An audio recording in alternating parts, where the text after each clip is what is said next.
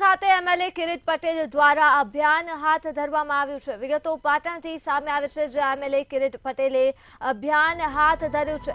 રખડતા ઢોરોને પકડવાનું અભિયાન હાથ ધરવામાં આવ્યું છે એમએલએ કિરીટ પટેલ દ્વારા। ત્યારે ઢોર પકડીને શહેરને સલામત અને સ્વચ્છ બનાવવાનું આ અભિયાન હાથ ધરવામાં આવ્યું છે। પાટણ ખાતે કિરીટ પટેલે 100 થી પણ વધુ ઢોરોને પકડીને અત્યાર સુધીમાં પાંજરે પૂરી દીધા છે।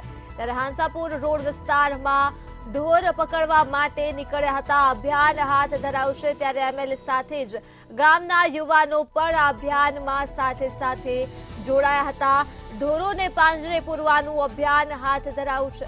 રખડતા ઢોરોને પાંજરે પૂરી શહેરને સ્વચ્છ અને સલામત બનાવવાનું અભિયાન હાથ ધરવામાં આવ્યું છે। ત્યારે શહેરને સલામત બનાવવા અભિયાન હાથ ધરાશે તેવું કિરીટ પટેલ દ્વારા નિવેદન આપવામાં આવ્યું છે।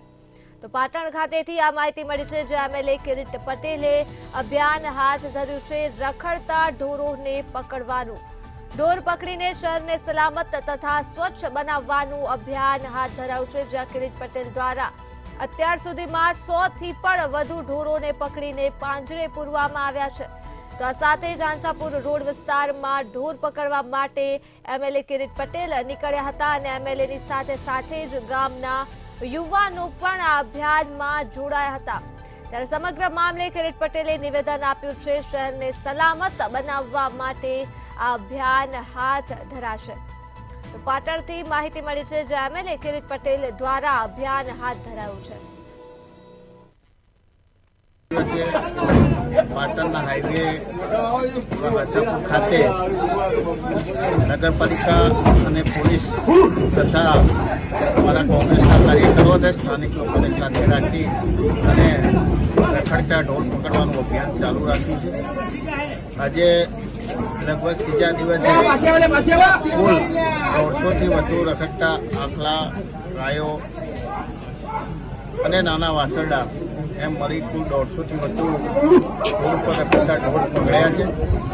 આગામી સમયની અંદર જે રીતે જે તે વિસ્તારના લોકો અમને ઉત્સાહથી આ અભિયાનની અંદર સાથ આપી રહ્યા છે। આગામી સમયની અંદર અમે સલામત પાટણ, સ્વચ્છ પાટણ, ગ્રીન પાટણ અને ક્લીન પાટણનું અભિયાન લઈ અને પાટણના તમામ લોકો, તમામ સંસ્થાઓ અને જે તે વિસ્તારના લોકોને સાથે રાખી અને બિન રાજકીય રીતે પાટણને સ્વચ્છ બનાવવા માટે, પાટણને રખડતા ઢોરોથી સેફ બનાવવા માટે અને ભવિષ્યની અંદર પાટણ ચોખ્ખું બને અને હરિયાળું પાટણ બને, એટલે કે my Patan, clean Patan, safe Patan and green પાટણનો અભિયાન અમે પાટણની તમામ સંસ્થાઓ, પ્રેસ અને લોકોને સાથે રાખી અને શરૂ કરવાના છે। એની અંદર પાટણની તમામ જનતાને, પાટણના યુવાનોને, પાટણની સેવાભાવી સંસ્થાઓને